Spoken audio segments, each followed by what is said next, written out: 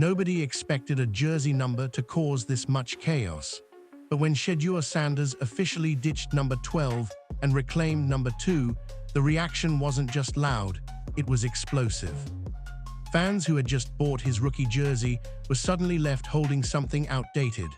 Analysts started calling for refunds. Some even suggested the Cleveland Browns should step in with trade-in programs or compensation. And just like that, what should have been a simple number switch turned into a full-blown controversy. But here's the thing, this isn't really about jerseys. Because while everyone online is arguing about refunds and fan frustration, something much bigger is quietly unfolding behind the scenes. This number change, it might actually be a signal, a statement, a shift in power that nobody is talking about openly yet. See, number 2 isn't random. It's tied to identity, legacy, confidence. And when a young quarterback makes a move like that this early in his career, it raises a serious question. Does he already see himself as the future face of the franchise? And if that's the case, where does that leave the rest of the quarterback room? Because reports suggest there's already a brewing battle between Sanders and Deshaun Watson, a veteran the team is still heavily invested in. One represents the past, the other might represent what's next. And when you look closer at what the Browns' front office has been saying and what they haven't been saying, it starts to feel like this jersey drama is just the surface of something much deeper. Something that could completely reshape the future of this team. So the real question isn't why Shedeur changed his number. It's what that decision actually means. It started off as a simple update and somehow turned into one of the most talked about stories around Cleveland Browns. When Shedeur Sanders officially switched his jersey from number 12 to number 2, most people assumed it was just a personal choice. After all, number 2 is what he wore in college. It's familiar. It's part of his identity. Nothing unusual, right? But almost instantly, the reaction online told a completely different story. Fans who had just bought his number 12 jersey some only months ago were suddenly frustrated. Social media filled up with complaints. People felt like they'd been left with outdated merch before Sanders had even fully established himself in the league. And that's when things escalated. Because it wasn't just fans anymore. Analysts started weighing in. Reports claim some insiders even suggested the Browns should offer some kind of compensation. Ideas like jersey trade-ins, refunds, or exclusive fan events started floating around. One take even hinted that Sanders himself should do something for fans who supported him early. And that's where the situation started to feel a little overblown. Because here's the reality, jersey changes happen all the time in the NFL. Players switch numbers for personal reasons, branding, or simply because a number becomes available. In this case, number 2 wasn't even an option for Sanders at first. It was already taken. Only after roster changes did the opportunity open up, and he took it. Simple. But the reaction, anything but.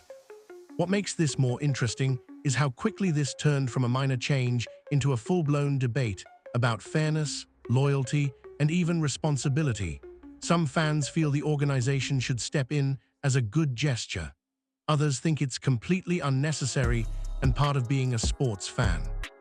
And right in the middle of all this noise, Sanders hasn't really said much at all. Which raises an interesting point.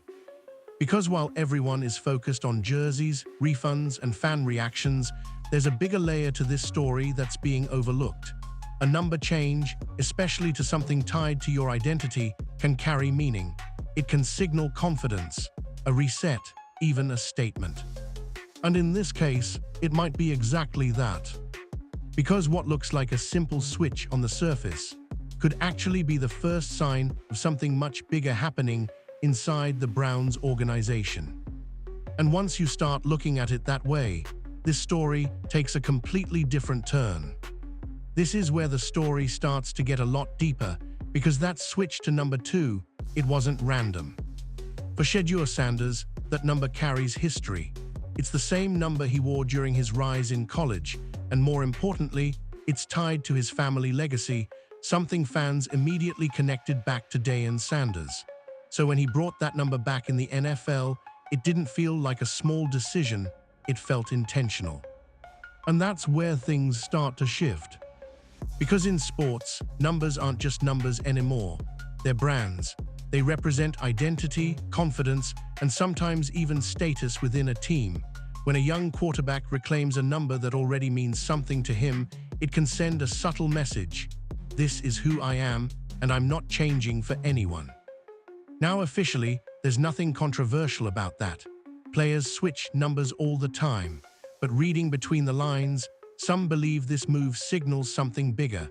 It's been said that players who take control of their image early tend to see themselves as long-term leaders, not just temporary pieces. And if that's even partly true, this decision might be more about mindset than style. Because think about the timing. Sanders didn't wait years to make this change. He didn't wait until he was fully established. The moment number 2 became available, he took it. No hesitation.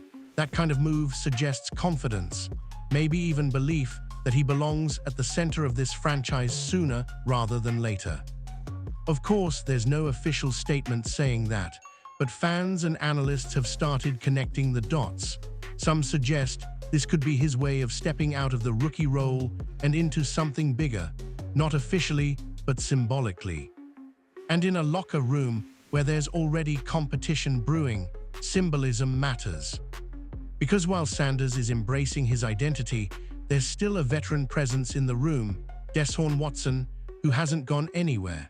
And when you have a young quarterback making bold, confident moves like this, it naturally raises questions about how roles might shift moving forward. Not immediately, not officially, but slowly, quietly. And that's what makes this so interesting.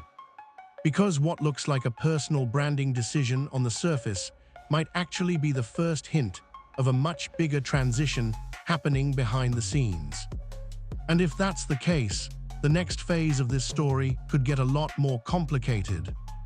Here where things start to get uncomfortable, because behind all the jersey talk, the quarterback situation inside the Cleveland Browns is far from settled. In fact, it might be one of the most uncertain QB rooms in the entire league right now. On paper, you've got Deshaun Watson, a veteran, a big-name player, and someone the organization is still heavily tied to financially. Reports say he's healthy again. The team is encouraged. There's even talk about a potential comeback season. But here's the reality, that confidence doesn't feel as solid as it sounds. Because at the same time, everything coming out of the Browns suggests they're not handing him the job, not even close. Instead, what we're hearing is competition. A full quarterback battle. And right in the middle of that battle is Shedeur Sanders. Now think about that for a second. A young quarterback, still early in his NFL journey, already being placed in direct competition with a veteran who's supposed to be the established starter. That alone tells you something is shifting. And it doesn't stop there. There are also other names in the room, younger options being developed, and reports suggest the Browns are even open to adding another quarterback through the draft. Not a proven veteran, but another young piece. That's not something teams do when they're confident in their QB1. That's something teams do when they're still searching. Now publicly, the messaging is controlled. Coaches talk about development, growth, taking things week by week. But if you read between the lines, it sounds more like uncertainty than stability. Some believe this is a smart strategy, create competition, push everyone, and let the best player win. Others see it differently.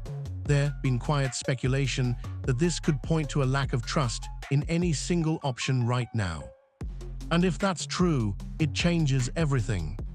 Because now this isn't just about Sanders proving himself. It's about whether the Browns are already preparing for a future that might not include Watson as the long-term answer. Of course, nothing official has been said. No one is coming out and declaring a shift. But the setup speaks for itself. A veteran trying to re-establish himself, a young quarterback making confident moves, and an organization refusing to fully commit to either side, at least not yet. And when you put all that together, it starts to feel less like a competition and more like the early stages of a transition. If you really want to understand what's going on, don't just listen to what the Cleveland Browns are saying. Pay attention to how they're saying it. Because when Andrew Berry speaks about the quarterback situation, it sounds careful, controlled, almost like every word is being measured. He talks about development, progress, taking things week by week. And on the surface, that sounds normal. But here, where it gets interesting, he never fully commits. There's no clear "this is our guy," no strong backing of Deshaun Watson as the unquestioned starter. And at the same time, there's no official announcement crowning Shedeur Sanders as the future either. It's all open-ended. Now that could just be smart management. Keep competition alive, don't create pressure, let players earn their role. That's the safe interpretation. But some believe there's more going on beneath the surface. Because when Berry hinted that the team is more likely to bring in a young quarterback rather than a veteran, it raised eyebrows. That's not what teams usually do when they're confident in their current QB room. That's what teams do when they're still searching for answers. And suddenly, the picture starts to shift. Instead of building around a locked-in starter, it feels like the Browns are quietly stacking options, keeping doors open, preparing for multiple outcomes depending on how things play out. It's not chaos, but it's definitely not certainty. And then there's the timing. All of this is happening while Sanders is gaining momentum, working hard, getting noticed, making subtle moves like reclaiming his number. Meanwhile, Watson is being reintegrated, but without that strong, public vote of confidence you'd expect from a franchise quarterback. That contrast hasn't gone unnoticed. Some reports suggest the Browns could be setting up a wait-and-see season, let both quarterbacks compete, evaluate everything, and then make a bigger decision later, possibly even in the next draft. Again, nothing official confirms that. But when you connect the dots, the cautious language, the openness to adding another young QB, the lack of commitment, it starts to feel like the front office is playing a long game. Not choosing a side, at least not yet. And that's what makes this situation so unpredictable. Because while fans are debating jerseys and numbers, the Browns might already be planning their next move, one that could completely reshape the future of the franchise. And if that's true, then what happens next might not be as simple as a training camp competition. Now here, where things start to get really interesting, because what's happening inside the building might tell a completely different story than what's being said publicly. According to reports, Shedeur Sanders isn't just showing up, he's putting in serious work behind the scenes. There's even a story that caught people's attention early morning at the facility before most players arrive, and Sanders is already there. Working, grinding, getting his body ready. Now on the surface, that might sound like something every young quarterback is supposed to do, but the reason this matters is who noticed it. Ownership. And when the owner of the Cleveland Browns is casually mentioning your work ethic in conversations, that's not random. That's not just small talk. That's how narratives start to form. Because in the NFL, perception matters just as much as performance. And right now, the perception building around Sanders is clear. He's dedicated, focused, and quietly doing everything you'd expect from someone trying to take the next step. But here, where it gets even more layered. While Sanders is building momentum internally, the coaching staff is also adjusting how they approach the quarterback room. There's been a lot of talk about leaning on offensive minds who have experience working with different types of quarterbacks, different styles, different skill sets. That kind of setup doesn't just happen for no reason. Some believe it's about creating the perfect environment to evaluate everyone fairly. Others suggest It could be about preparing for a transition, making sure the system is flexible enough to support whoever ends up taking control. Again, nothing official confirms that. But when you combine that with what we are hearing about Sanders' work ethic, it starts to paint a picture. A young quarterback not just waiting for an opportunity, but actively preparing for it. And then there's the locker room dynamic. Because even though everything is being kept professional on the surface, situations like this naturally create tension. You've got a veteran like Deshaun Watson trying to re-establish himself, and at the same time, a younger player gaining quiet support through his actions. No drama, no headlines. Just a subtle shift in energy. And those shifts, they matter more than people think. Because in a competitive environment like the NFL, it's not always the loudest player who takes control. It's the one who earns respect when no one's watching. And if the current reports are anything to go by, Sanders might be doing exactly that. Which raises the question: if the momentum keeps building like this, how long before what's happening behind the scenes starts showing up on the field? But here's the part nobody really wants to say out loud. The biggest question in this entire situation isn't Shedeur Sanders. It's Deshaun Watson. Because no matter how much excitement builds around a young quarterback, the reality is simple. The Browns are still deeply tied to Watson. Financially, structurally, publicly. He's not just another player in the room, he's supposed to be the guy. At least, that's how it was designed. But lately, that narrative feels shaky. You've got reports saying he's healthy, coaches saying the right things, the organization talking about a fresh start. All of it sounds positive, clean, controlled. And yet, there's hesitation.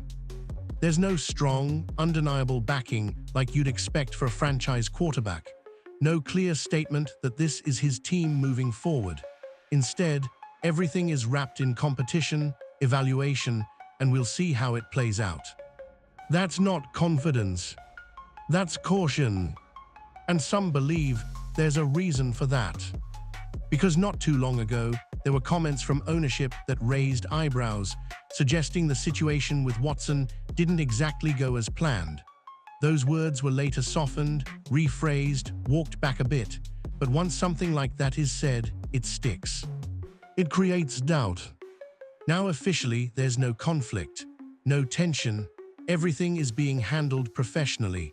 But if you look at how the Browns are operating now, bringing in competition, avoiding full commitment, keeping future options open, it starts to feel like they're quietly preparing for multiple outcomes, including one where Watson might not be the long-term answer. Of course, that's not confirmed. It's just what people are starting to speculate. And that's where things get complicated.